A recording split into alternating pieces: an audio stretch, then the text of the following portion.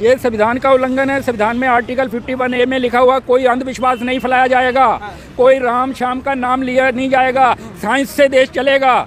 और जो है प्राण प्रतिष्ठा का एक ढोंग है। प्राण प्रतिष्ठा पत्थरों में नहीं होती, मुर्दे में भी नहीं हो सकती प्राण प्रतिष्ठा। क्या प्राण प्रतिष्ठा का इन्होंने जैसे अर्थ निकाला कि पत्थर में जान दे देंगे। मैं क्वेश्चन इनको पूछता हूँ कि जिसमें जान देंगे क्या वो मूर्ति चलेगी? क्या वो मूर्ति बात करेगी? क्या मूर्ति कोई सलाह देगी? तो अगर ये कुछ नहीं करता तो प्राण प्रतिष्ठा कैसे हो गई? ये सब ढोंग है, लोगों को अंधविश्वास की तरफ फैलाया जा रहा है। संविधान का घोर उल्लंघन है। आर्टिकल 51 कहता है कि कोई भी अंधविश्वास नहीं फैलाएगा। ये दुर्भाग्य है जिस आदमी ने, जिस सरकार ने संविधान की शपथ ली है कि हम संविधान के अनुसार काम करेंगे, वही प्रधानमंत्री, वही उसकी सरकार जो है संविधान के खिलाफ, आर्टिकल 51 के खिलाफ काम कर रही है, अंधविश्वास फैला रही है। धर्म के साथ आस्था एक तरीके से, आस्था ये पब्लिक की है, पब्लिक में ठगी है। आस्था कुछ नहीं होती। आस्था वो है जिस बात की समझ नहीं आती उसको आस्था कहते हैं। इन्होंने लोगों को अनपढ़ बनाया है, लोगों को अंधविश्वासी बनाया है, लोगों को झूठ बोला है कि हम पत्थर में जान डाल देंगे। 22 को सब दीपावली हो जाएगा पूरा भारत। ये 22 को जो दीपावली होगा देश की संपत्ति का नुकसान करेंगे। लोगों को खाने पीने के लिए तेल नहीं मिलता, ये सड़क में जला देते हैं। ये भी संविधान का विरोध है, ये संविधान का उल्लंघन है। नहीं, लेकिन बोला जा रहा है ना ऐतिहासिक काम किया ये ऐतिहासिक नहीं काम किया। ये सबसे आज काला दिन हुआ है। बाबरी मस्जिद को गिराकर एक वहाँ नकली मंदिर बनाया।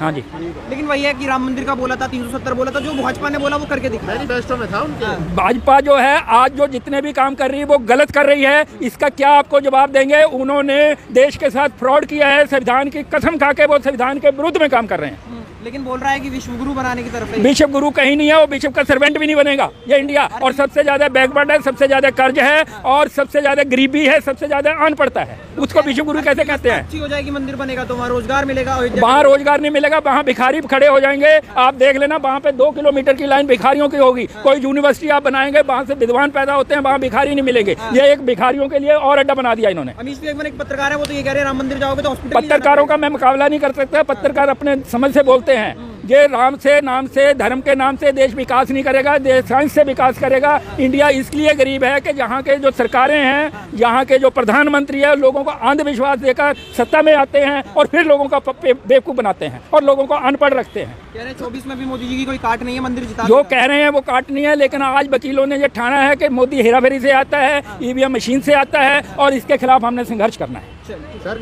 सिखों को तो न्योता दिया गया है। सिखों को जो है हर तरह का आदमी है, समझदार आदमी है, बुद्धिजीवी है, हर समाज में है। आप ये कहेंगे कि ब्राह्मण सारे बेवकूफ़ हैं, नहीं, ऐसा नहीं हो सकता।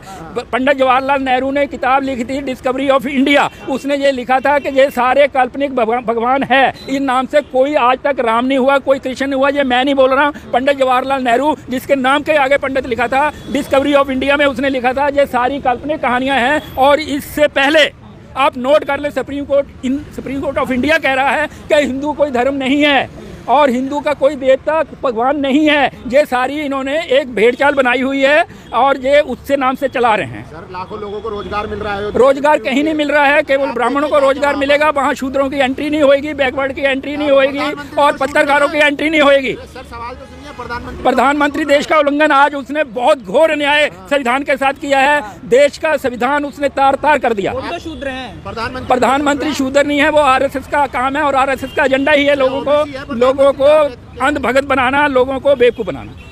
एक शूद्र आदमी मंदिर का प्राण प्रतिष्ठा में जा रहा ये आप कह रहे हैं। मैंने पहले ही आपको रिक्वेस्ट करी है, अर्ज करी है, हर समाज में समझदार लोग हैं, हर समाज में बेवकूफ लोग हैं।